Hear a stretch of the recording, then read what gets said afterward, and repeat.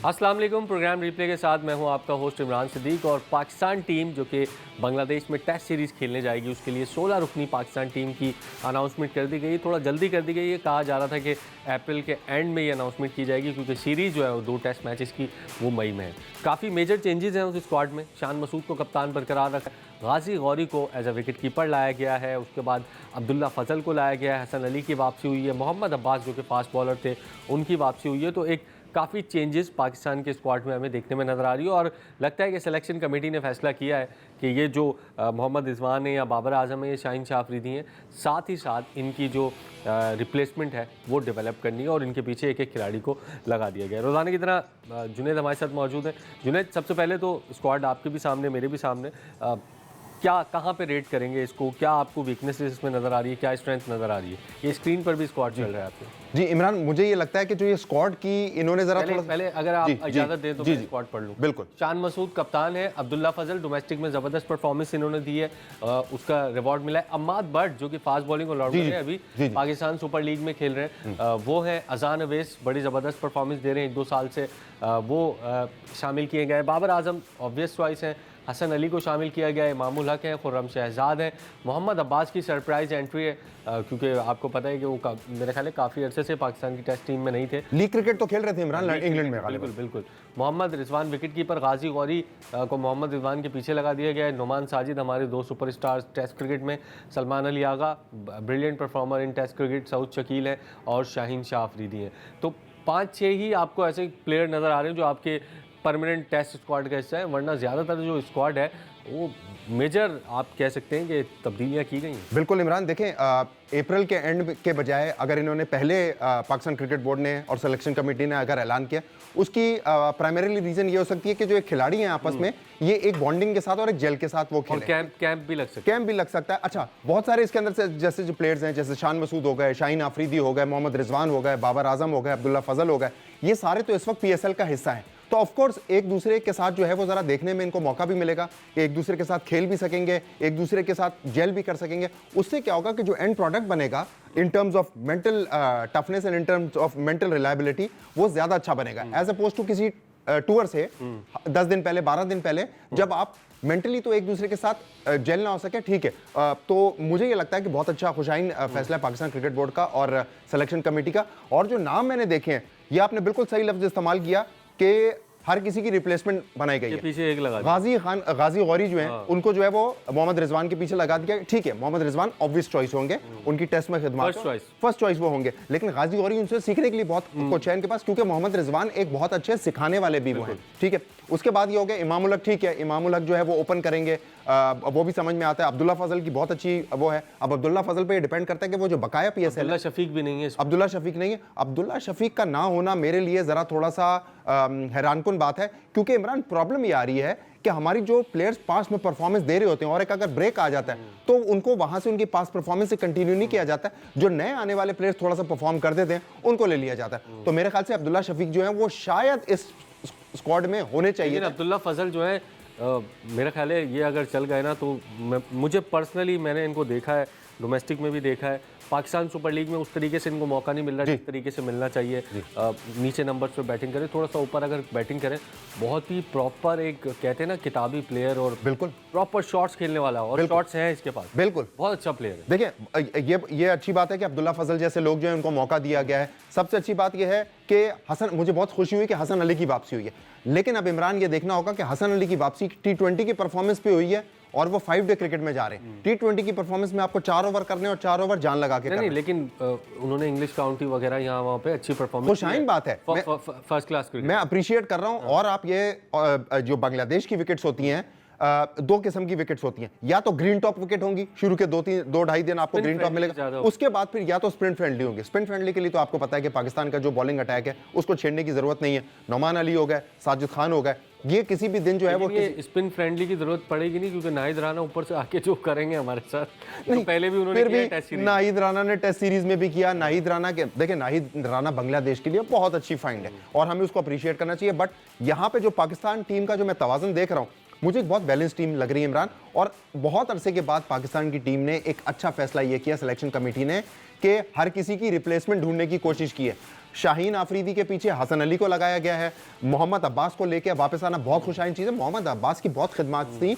मोहम्मद अब्बास, अगर आपको याद होगा साउथ अफ्रीका के जो एक मीडियम पेस बॉलर थे फिलेंडर, जो वर्न फिलेंडर, जो चैनल कॉरिडोर बॉलिंग करते थे, ये पेस का कोई ताल्लुक ही नहीं, पेस का कोई ताल्लुक नहीं, वो जगह पे करते रहते थे। जेम्स एंडरसन, वर्न फिलेंडर और इसके बाद मोहम्मद अब्बास, ये तीनों एक ही कैटेगरी के बॉलर हैं जो चैनल बॉलिंग करते हैं, ऑफ स्टंप और ऑफ स्टंप की बार चौथी पांचवी उस पे वो करते हैं। ये भी एक आर्ट होती है, आपके पास इन स्विंग है नहीं है, आउट स्विंग है नहीं है, नहीं फर्क पड़ता।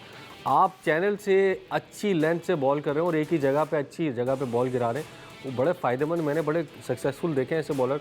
और बिल्कुल राइट एग्जांपल आपने दिए फ्लेंडर के इसमें। बिल्कुल, देखें पॉलक भी इसमें, देखिए शॉन पॉलक होते थे, पेस नहीं था उनका, एब्सोल्युटली नहीं था। तो हम अगर शॉन पॉलक के एरा में चले जाएं तो फिर ग्लेन मैकग्रा आते हैं, शॉन पॉलक आते हैं, पेस नहीं थे, पेस नहीं था। लेकिन इमरान, कंट्रोल बहुत इंपॉर्टेंट है। जेम्स एंडरसन भी इसके एक प्राइम एग्जांपल है, क्योंकि ये वाले जितने भी प्लेयर्स हैं जिन्होंने पेस लगाया, तभी तो आप देखें इमरान, मैकग्रा हो गए, फर्लैंडर हो गए, मोहम्मद अब्बास हो गए, इनको अगर एक दिन में 90 ओवर करने हैं, यानी 85-86 ओवर भी अगर बैड लाइट की होते हैं, तो एक फास्ट बॉलर को एक दिन के अंदर तकरीबन 18 से 20 ओवर करने पड़ जाते हैं। ठीक है, आपके पास स्पिन बैटरी बहुत हैवी है, लेकिन अगर 18-20 ओवर करने पड़ रहे हैं और अगर आप पूरी जान लगा के एक स्पेल में, 1.5 स्पेल में, 2 स्पेल में लगाएंगे तो आप 18-20 कर नहीं सकेंगे। मोहम्मद अब्बास का होना बहुत अच्छी बात है।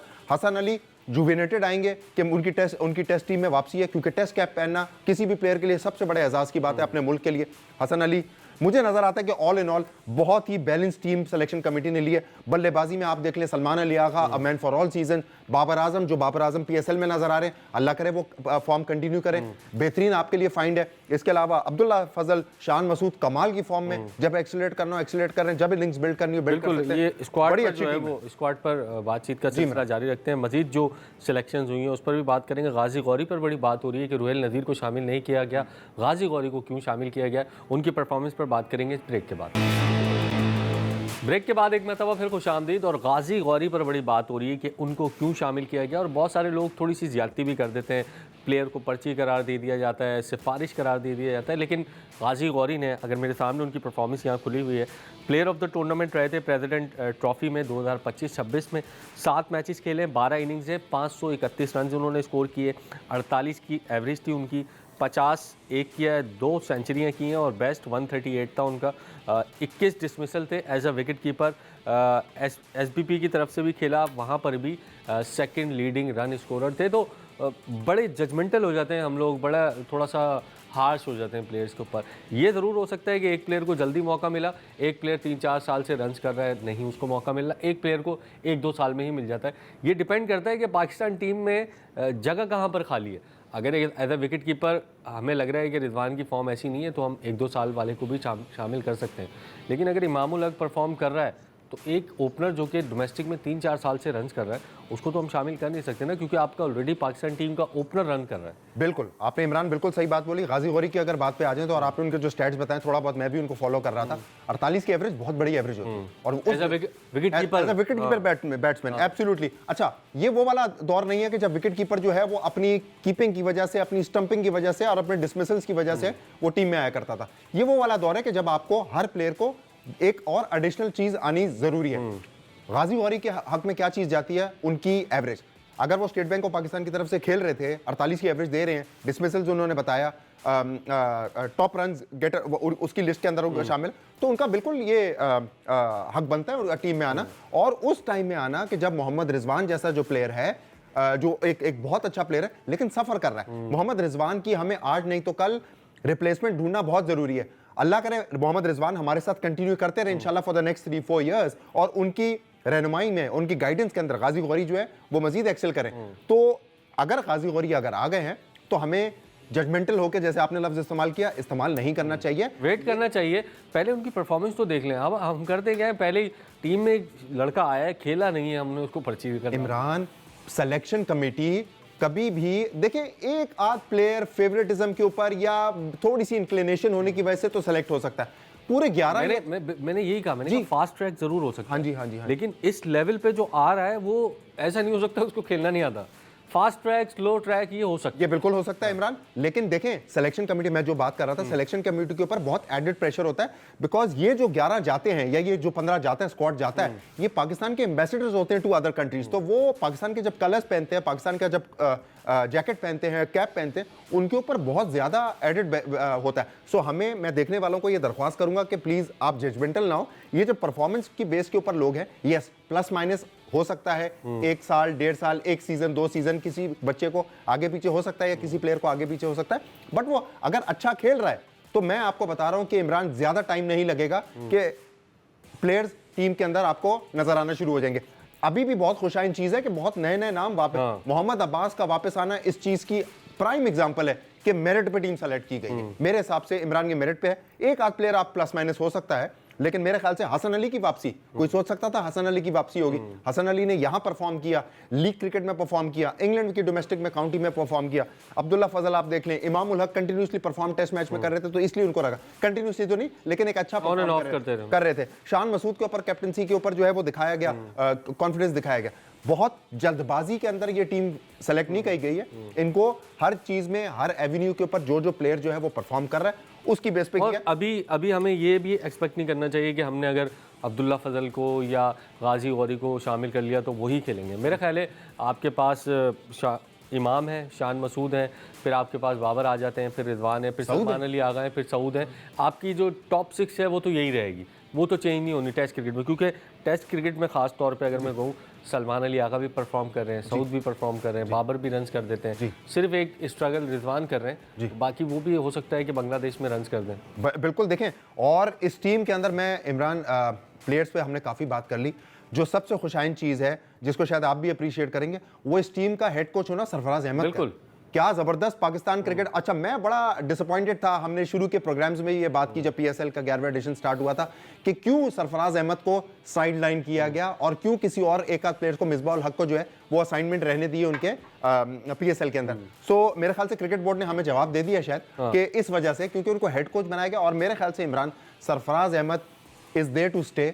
सरफराज अहमद जैसा बंदा जिसने अंडर 19 के वर्ल्ड कप में पाकिस्तान टीम का वो जो है मेंटोर बने थे, क्या आला परफॉर्मेंस दी थी, क्या मेंटल इन बच्चों को बूस्ट किया था, तो मेरे ख्याल से बहुत अच्छी टीम है। और सिलेक्शन हो चाहे आपकी सपोर्ट स्टाफ की, जिसको लीड कर रहे हैं सरफराज अहमद, सिलेक्शन हो आपके स्पिन बॉलिंग कोच असद है, बॉलिंग कोच उमर है और अब्दुल साद है फील्डिंग कोच। अब्दुल साद है।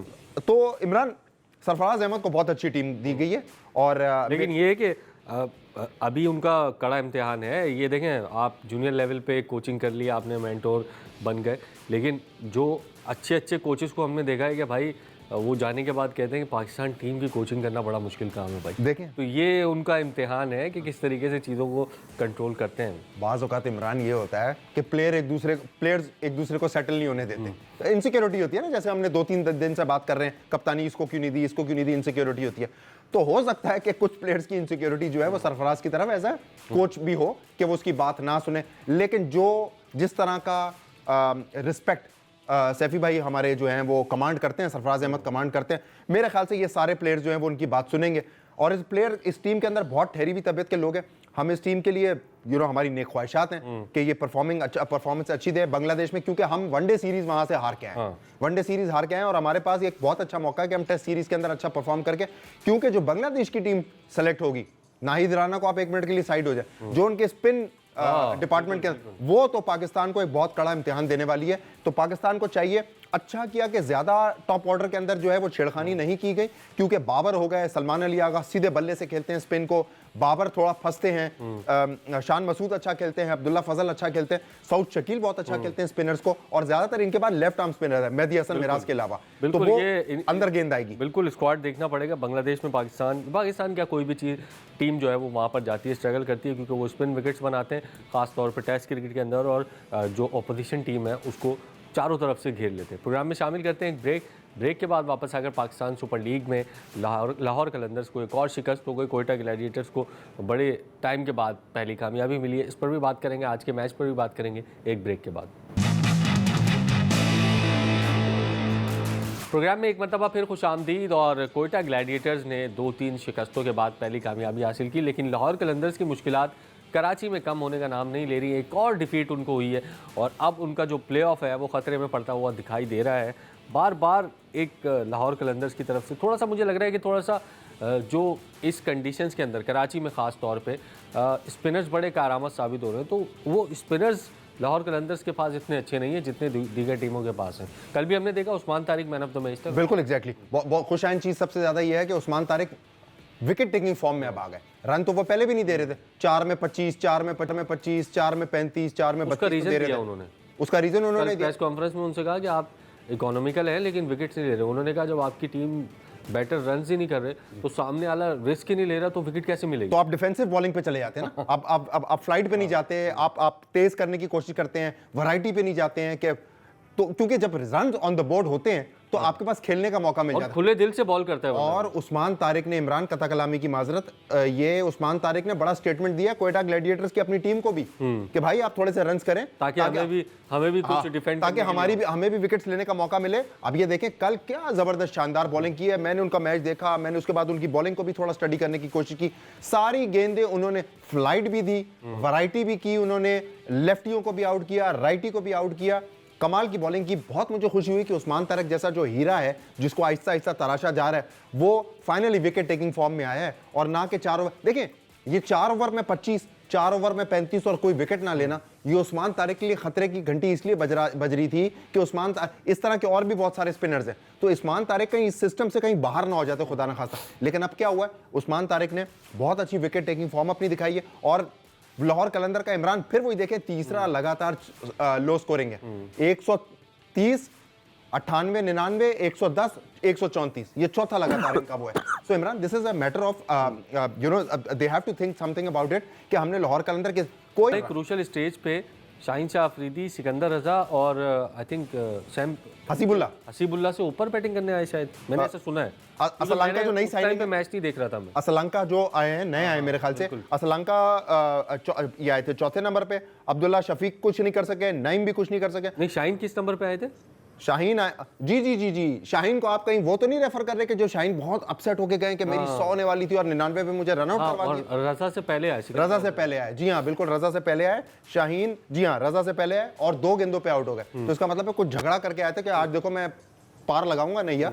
लेकिन वो जिस तरह बड़े डिजेक्टेड गए हैं। लेकिन देखिए इमरान, जोक्स अपार्ट, बात यह है कि फ़खर जमान के वापस आने से फ़खर जमान ने ऊपर से अच्छा स्टार्ट दिया, 20 किए, 11 गेंदों के ऊपर मोमेंटम दिया। लेकिन उसके बाद क्या हुआ कि नईम ने एक चौका लगाया और उसके बाद फिर आपने उसके बाद जो है वो जहांदाद खान उर्फ बेन स्टोक्स ने उनको आउट कर दिया। पाकिस्तान के बेस्ट हुए ना। बिल्कुल। और ये मैं नहीं कह रहा, वो खुद कह रहे हैं। बिल्कुल। उस्मान तारिक जो कल उन्होंने 3 विकेट ली, मैन ऑफ द मैच रहे। कंट्रोवर्सी हुई थी पिछले मैच में, डैरल मिचेल पीछे हट गए थे 2-3 मरतबा, फिर अंपायर ने इंटरवीन किया था और अंपायर ने कहा था कि आपने खड़े होकर बॉल खेलनी है, पॉज इनको लेना है और वो इनके एक्शन का हिस्सा है। बिल्कुल, मैं इनको थ्रेटनिंग लग रहा हूँ इसलिए इस किस्म की हरकतें कर रहे हैं, ये कहा है उस्मान तारिक ने प्रेस कॉन्फ्रेंस में। तो हो सकता है सच भी हो, क्योंकि जब बैटर एक बॉलर के खिलाफ आता है तो उस्मान तारिक का पॉज है तो उस पर काम करके आता है, डिस्टर्ब करने की कोशिश करते हैं इनको, कोई थ्रो करके इनकी इशारा करते हैं, कोई पीछे हट के इनको डिस्टर्ब करने की कोशिश कर रहे हैं। लेकिन क्रेडिट टू हिम कि ये कभी भी लाइन से हटते नहीं हैं। सबसे पहले शुरू किया था कैमरन ग्रीन ने, जब आउट होके गए थे तो उन्होंने बाउंड्री पे जाके जो है वो उनको बोला कि ये थ्रो कर रहे हैं, फिर अपोलोजाइज किया था। वो बड़ी उनकी आला ज़रफ़ी थी कि अपोलोजाइज किया था। उम्मीद है कि डेरल मिचेल ने भी किया होगा, करना पड़ता वरना फाइन होता उन पे। ओके, वाह, ये मेरी नॉलेज में इजाफा है कि आप वो किया। नहीं, आप ये डिसाइड नहीं कर सकते कि इसकी ये चेकिंग कर रहा है या क्या कर रहा है, वो अंपायर खड़े हैं। तभी उन्होंने जाके डेरल मिचेल को अंपायर ने वो कर दिया था कि चीफ प्लीज आप इस तरह की कोई हरकत ना काम नहीं है। This is part of and क्योंकि ये आईसीसी के एक अप्रूव्ड बॉलिंग। अच्छा, उसमें भी एक कानून है कि अगर बैट्समैन पीछे हट रहा है, अंपायर के बोलने के बावजूद हट रहा है, 5 रन काट लिए जाते हैं बैटिंग साइड से। Okay, thank you Imran. आप आईसीसी का लेवल 4 का मुझे लगता है आपने वो कोर्स किया है, ये पढ़ना पड़ता है। बिल्कुल अच्छा है, आप मेरे भी टीचर, मुझे भी वो पता। बट इमरान, जिस तरह की मैं इनकी उस्मान तारिक की तबीयत देख रहा हूँ, जिस तरह की मैं कॉन्फिडेंट है उनकी तबीयत देख रहा हूँ, और जिस तरह उनका ठहराव, जिस तरह वो मीडिया से कम्युनिकेट कर रहे हैं, जिस तरह वो हम्बल हैं इमरान, मुझे ये ऐसा फील होता है, मैं कोई वो नहीं हूं कि मैं प्रेडिक्ट करूं या इस तरह की चीज, मुझे ये फील होता है कि हो सकता है आगे जाके 1.5-2 साल के अंदर पाकिस्तान टीम के ये वाइस कप्तानी या कप्तानी के मुझे दावेदार नजर आते हैं। क्योंकि देखें, नंबर 1 कप्तान होने के लिए आपके पास you have to have a very stable head on your shoulders, ठहराव वाला। Number 2, well communicated. सबसे इंपॉर्टेंट, कंटिन्यूस परफॉर्मेंस दे रहे हैं, थोड़ी सी बल्लेबाजी पे काम कर लें, ठीक है बल्लेबाजी को बेहतर करने में टाइम लगेगा, मैंने एक आध दफा इनको देखा, ये तो बिल्कुल ऐसे ही बहुत ही कोई ऑर्डिनरी लग रहे थे, बट अ वेरी गुड। कल इन्होंने थोड़ा सा फ्रस्ट्रेशन में आके जो है ये कह दिया कि ये ऐसी हरकतें कर रहे हैं, वरना ये इस तरह के अल्फाज इस्तेमाल करते नहीं, but all in all excellent performance. 4 over आप ये देख लें इमरान, इन्होंने किस तरह की परफॉर्मेंस दी है, 4 ओवर इन्होंने किए हैं और 18 रन आज 3 विकेटें। बिल्कुल ज़बरदस्त परफॉर्मेंस है और आज भी एक बड़ा इंपॉर्टेंट मैच है रावलपिंडीज और लाहौर का। रावलपिंडीज जाते जाते कहीं लाहौर की पार्टी खराब ना कर जाए, इस पर बात करते हैं एक ब्रेक के बाद। प्रोग्राम में एक मरतबा फिर खुश आमदीद, और जैसे हमने ब्रेक से पहले कहा कि बड़ा इंपॉर्टेंट मैच है पिंडीज़ के लिए नहीं, लाहौर कलंदर्स के लिए, क्योंकि आज अगर वो मैच हारते हैं तो वो भी रावलपिंडीज़ की तरह टूर्नामेंट से बाहर हो जाते हैं। कल पेशावर ज़ल्मी की टीम कोयटा की जीत के बाद ऑफिशियली प्लेऑफ के लिए क्वालिफाई कर गई है, और जो पिंडीज़ का और लाहौर का जो मसला है वो हमें संगीन होता हुआ दिखाई दे रहा है। पिंडीज़ तो खैर ऑफिशियली बाहर हो गई है, लाहौर कलंदर्स की टीम अगर आज बाहर होती है तो उनका भी प्लेऑफ में जाना जो है वो बहुत मुश्किल दिखाई देगा। पॉइंट्स टेबल पर भी हम नज़र डालेंगे, लेकिन लगता यही है कि आज उनके पास डू एंड डाई है, कुछ करना पड़ेगा वरना टूर्नामेंट को वो डिफेंड नहीं कर सकते। एब्सोल्युटली वो नहीं कर सकते। लग ही नहीं रहा कि किसी जो पिछले साल की PSL 10 की चैंपियन टीम जो है वो इस साल खेल रही है। प्लेयर्स भी वही हैं, ज्यादातर प्लेयर्स वही हैं, कप्तान वो है। आते हैं तो पॉइंट्स टेबल भी देख लेते हैं। पेशावर ज़ल्मी क्वालिफाई 7 मैचेस 6 जीते हैं, 1 नो रिजल्ट है। इस्लामाबाद ने बड़ी जंप लगाई है भाई, 7 मैचेस में 4 जीत गए, 2 शिकस्तें उनको हुई हैं। मुल्तान सुल्तान 4 मैचेस और 6 मैचेस 4 जीते हैं, 2 हार गए, बड़ा लंबा गैप है। लंबा गैप आ गया ना इमरान, दुबई चले गए ये लोग। कोयटा जो है वो 7 मैचेस 3 जीते हैं, 4 हारे, वापसी की है कोयटा ने जीतने के बाद। हैदराबाद की टीम ने वापसी की 7 मैचेस में से लगातार फतवात की हैट्रिक उन्होंने की है, 4 इब्तदाई मैचेस वो हार गए थे। कराची किंग्स के लिए बड़ा इंपॉर्टेंट है कल का मैच, और लाहौर कलंदर्स 6 मैचेस 2 फतहें 4 डिफीट हैं, और अगर आज का मैच भी हार जाते हैं तो लगता है ये कि ये भी प्लेऑफ की दौड़ से जो है वो बाहर हो जाएंगे। रावलपिंडीज़ खैर मतलब आप कह सकते हैं गनी का किरदार अदा कर रही है यहाँ पे, जो आ रहा है उसको 2 पॉइंट्स। बिल्कुल इमरान, ये आपने बिल्कुल सही बात बोला। आओ आते जाओ पाते जाओ, तो वो इसी तरह वो पहले आइए पहले पाइए। जो टीम पहले आ रही है वो सबसे पहली जो टीम थी वो पेशावर ज़ल्मी थी, जिनको ये कुरंदाजी इनका नाम। देखिए इमरान, बात ये है कि लाहौर कलंदर जैसी जो टीम है जिसके अंदर पिछले साल से कितने सारे ऐसे प्लेयर हैं, शाहीन आफरीदी कप्तान है, RS रऊफ हैं, उसके अलावा सिकंदर रजा भट्ट हैं, उसके अलावा आप देख लें फ़खर जमान है, अब्दुल्ला शफीक शायद कंटिन्यू कर रहे हैं। कितने ऐसे नाम हैं कि जो सारे जो हैं वही वाले वो प्लेयर्स हैं जो इनकी टीम का एक इंटीग्रल हिस्सा है। उसके बावजूद भी इमरान आप किस वजह से परफॉर्म नहीं कर पा रहे हो, क्या वजूहात हैं? बट ऑल इन ऑल आज ये बात करते हैं कि ये टूर्नामेंट अब एक बहुत मजे की एक सिचुएशन में आ गया है, जहां पेशावर ज़ल्मी तो चले, they standing pretty on and they qualified also, but बड़े मजे की सिचुएशन है कि इस्लामाबाद, मुल्तान, और सबसे खुशाइन चीज ये है कि कोयटा ने और हैदराबाद किंग्समैन ने जिस बेहतरी से लैडर को क्रॉस कर रहे हैं, चढ़ रहे हैं सीढ़ी को, वो खुशाइन चीज है। कराची के लिए दर्द सर है, और लाहौर के लिए आज बहुत इंपॉर्टेंट है कि वो रावलपिंडीज को किसी तरह राजी करे कि हमें भी 2 पॉइंट ऊपर की जो 2 टीमें हैं वो तो हमें नजर आ रही हैं, कोयटा, हैदराबाद, कराची और लाहौर। ये 4 टीमों में अब मुकाबला है कि कौन सी 2 टीमें हैं जो 3 और 4 पे जाएगी। तो क्या मुल्तान अभी तक दुबई से वापस नहीं आया इमरान? मुल्तान और इस्लामाबाद में से कोई एक हो सकता है। जी सही आप कह रहे हैं। देखिए क्योंकि सेफ पोजीशन में नहीं है, सेफ पोजीशन में ना मुल्तान है, सेफ पोजीशन में एक पॉइंट का फर्क है, कोई भी नहीं, इस्लामाबाद भी नहीं है, कोयटा भी नहीं है।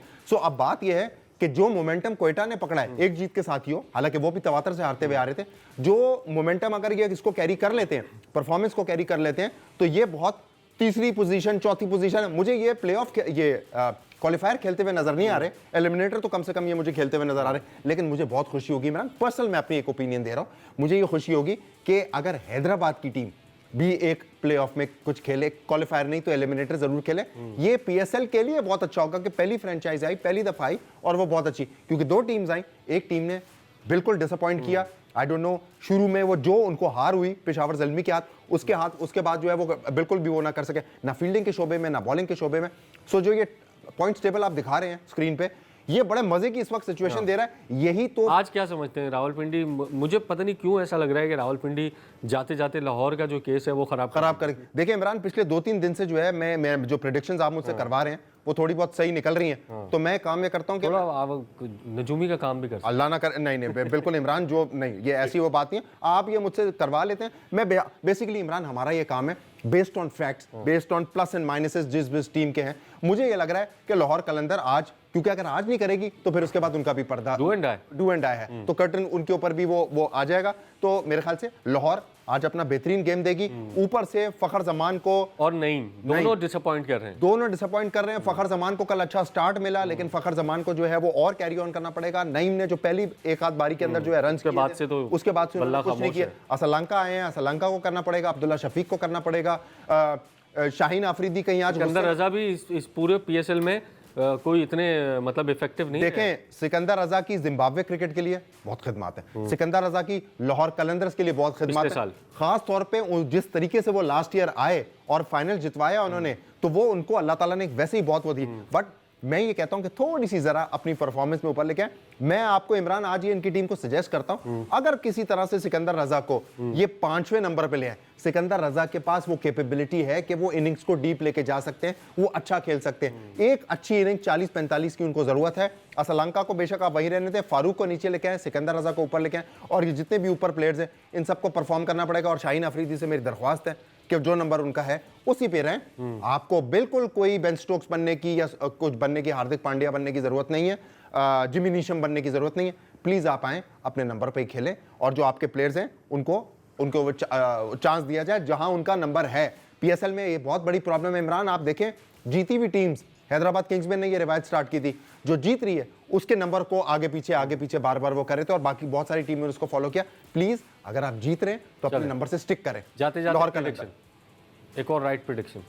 नहीं, मैं कोई नहीं होता, मैं तो सिर्फ एनालिसिस के बेसिस के ऊपर और उस पे वो कर रहा हूँ। बाकी लाहौर कलंदर में ये कहूंगा, अगर आप रावलपिंडी कह रहे हैं, अग्री भी तो नहीं कर सकता मैं आपसे। मुझे पता नहीं क्यों ऐसा लग रहा है कि रावलपिंडी जाते जाते ये एक टीम को तो कहते हैं ना, हम तो डूबे हैं, तुमको भी ले डूबेंगे। तो साथ जो है वो लाहौर कलंदर्स को भी डूबेगी, और पहली विक्ट्री आज लग रहा है कि रावलपिंडी की टीम पाकिस्तान सुपर लीग में हासिल करेगी। प्रोग्राम का वक्त खत्म हुआ, कल एक और प्रोग्राम के साथ आपकी खिदमत में हाजिर होंगे।